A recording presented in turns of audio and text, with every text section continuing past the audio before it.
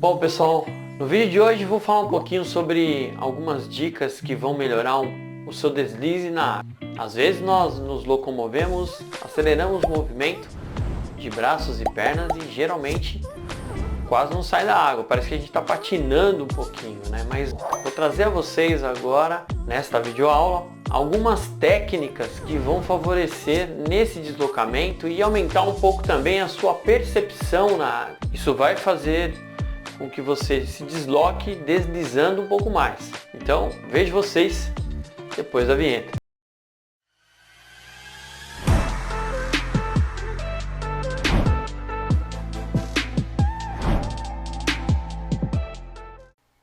Bom pessoal, então vamos lá. Vou explicar para vocês alguns princípios hidrodinâmicos agora. E partindo dessas explicações, nós vamos entender um pouco melhor como é que funciona esse deslocamento na água e o quanto alguns princípios hidrodinâmicos, hidrostáticos são importantes para o nosso deslocamento. Mas é claro que nós devemos, é óbvio, levar em consideração todo o contexto, seja o meio aquático, seja o posicionamento, as movimentações que nós fazemos entre os braços, as pernas, enfim, tudo isso é importante nós entendermos para quando chegamos no ambiente aquático, conseguimos executar os movimentos com bastante perfeição e com uma dinâmica que vai nos levar para frente com mais eficiência. Bom, o primeiro ponto que a gente tem que entender é falar um pouquinho sobre hidrostática e hidrodinâmica.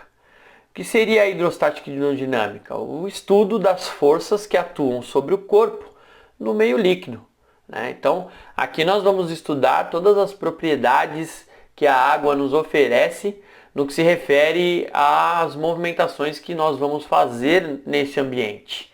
Então, existem alguns elementos aqui importantíssimos para o nosso deslocamento ser eficiente. Uma lei básica no ambiente aquático que rege os movimentos no meio líquido é nada mais nada menos do que o empuxo. O empuxo é uma ferramenta importantíssima para nós entendermos como o deslocamento vai ser eficiente.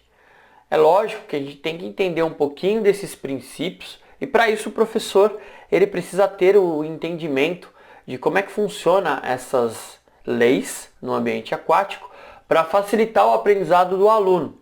E se o aluno conseguir entender um pouco dessas leis, é óbvio, não tem necessidade nenhuma de chegar na aula e ter que decorar princípios hidrodinâmicos e biomecânicos e hidrostáticos, não precisa.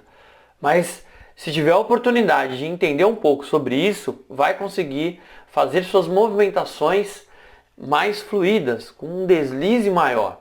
Bom, esse princípio aqui, essa figura, ela vai nos mostrar como é que funciona aí o empuxo em relação à gravidade.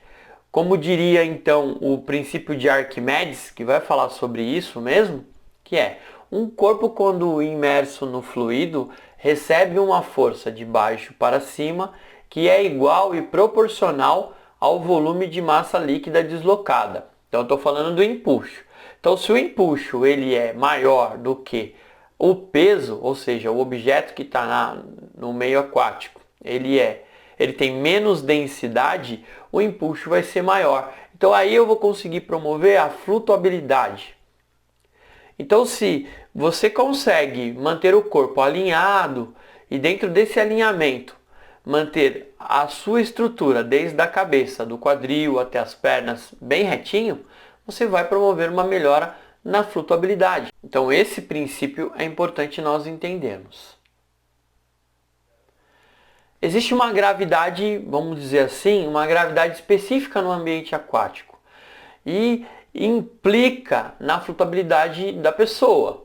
Então para isso é importante nós entendermos que quando o peso ele é menor que 1, aí o empuxo ele vai ser maior. Então aí eu vou conseguir flutuar mais. Porém, nós temos propriedades na nossa composição corporal que faz com que o meu peso não seja tão baixo em relação à força de empuxo. Por exemplo, o tecido adiposo. Eu tenho 0,8 de massa de gordura no meu corpo todo.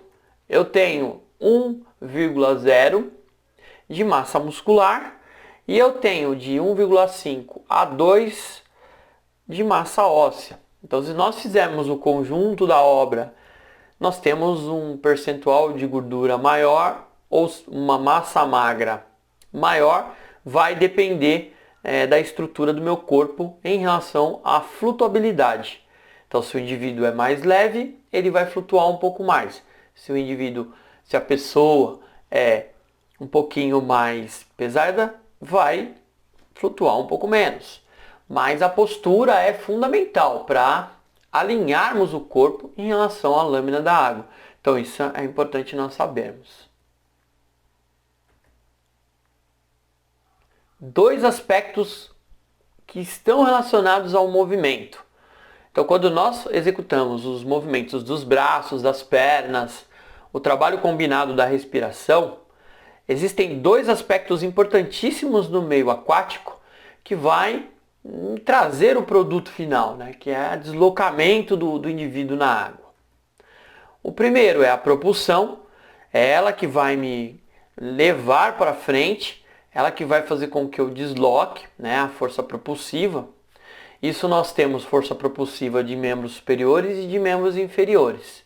E uma outra variável importante que vai fazer com que eu consiga deslizar mais na água é nada mais, nada menos do que a resistência. Esses dois elementos eles são cruciais para a questão do movimento. Por exemplo, aqui na resistência nós temos o arrasto. E o arrasto ele se divide em de superfície, tem algumas características, o arrasto de forma e o arrasto de onda também tem algumas características. No arrasto de superfície nós temos o atrito e o contato com o fluido. O atrito seria o meu corpo em relação ao fluido, né? Em relação ao meio aquático. E a velocidade, se nós tivermos uma velocidade irregular do corpo, um exemplo aqui que eu coloco, mas hoje nós sabemos que existem outros aspectos importantes e o pelo do corpo ele não é significativo no que se refere à resistência, né? Então, já existem trabalhos publicados científicos que vai comprovar que raspar o pelo do corpo, ele não vai melhorar o seu tempo em relação à resistência entre a água, mas melhora um pouco a sua percepção em relação aos movimentos. O atrito com o corpo na água te traz uma combinação de percepção para se entender melhor o movimento. O arrasto de forma, aqui é significativa a diferença, né? Nós temos a diferença de pressão e alteração da resistência em função da forma. Então, os trajes de natação, por exemplo, as pessoas associavam com pele de tubarão, essas coisas do gênero, e na verdade não é isso. A roupa era tão apertada que mudava a resistência de forma do atleta. Ele consegue executar os movimentos muito mais rápidos. E alterava justamente no segundo item aqui, que é o formato do corpo, né? A área de contato do corpo na água. Então a roupa apertada fazia com que mudasse as formas do próprio corpo. E aí o atleta tinha um alto rendimento no que se refere à velocidade. Agora, se eu tenho uma área muito grande, ou seja, se eu sou maior, eu diminuo a velocidade, porque eu tenho que imprimir aqui uma resistência muito grande, que é a resistência frontal, em relação à água. Aí entra as rotações de quadril, aí entra os rolamentos de tronco. Isso é importantíssimo para diminuir essa resistência de forma, né? Então eu consigo nadar com um pouco mais de deslize porque eu estou diminuindo a resistência frontal. E nós temos o arrasto de onda.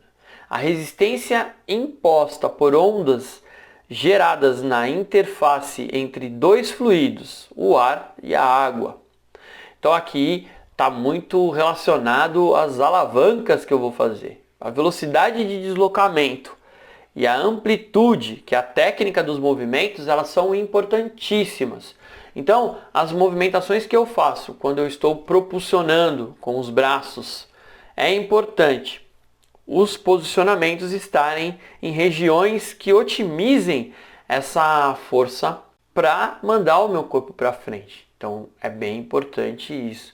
Então, essa relação entre o tipo de alavanca que eu estou executando para fazer com que o meu corpo vá para frente, ela é muito importante.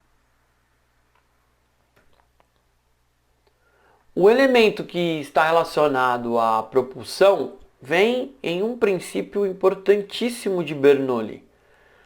O contato do corpo com o fluido, ele gera regiões de maior pressão e menor pressão. E aí é aquelas alavancas, aquelas braçadas mais sinuosas, né? Então se eu fizer uma puxada reta, eu vou ter uma pressão maior, obviamente. Porém eu entro em fadiga mais rápido. Aí são outros conceitos que estão relacionados à performance.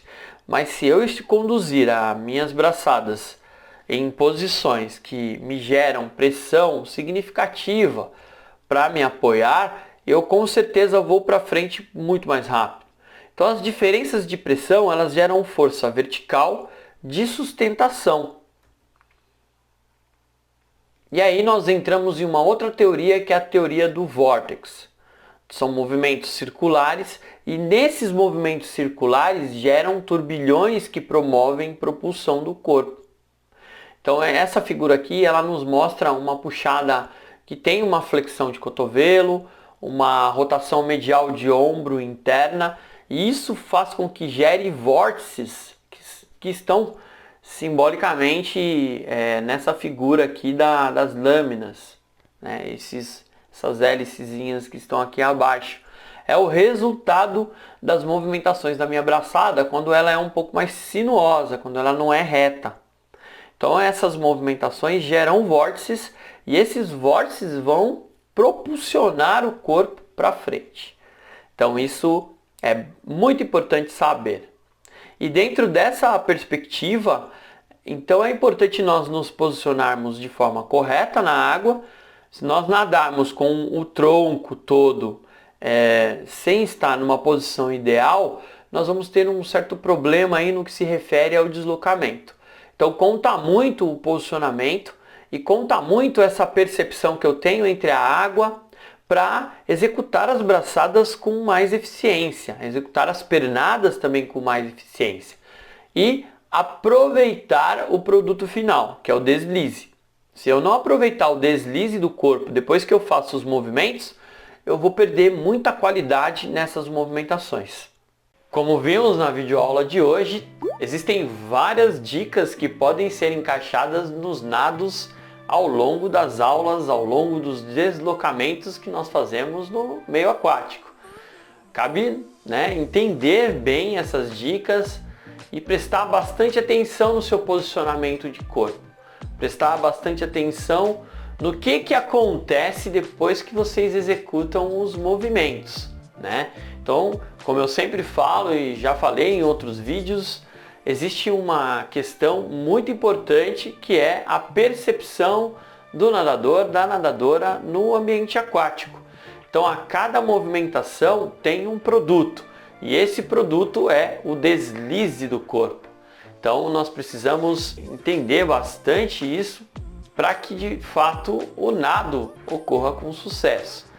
Então é necessário prestarmos atenção o máximo possível no deslize do corpo, depois da execução das movimentações. Esta foi a videoaula de hoje, eu espero que vocês tenham gostado e vejo vocês nos próximos vídeos.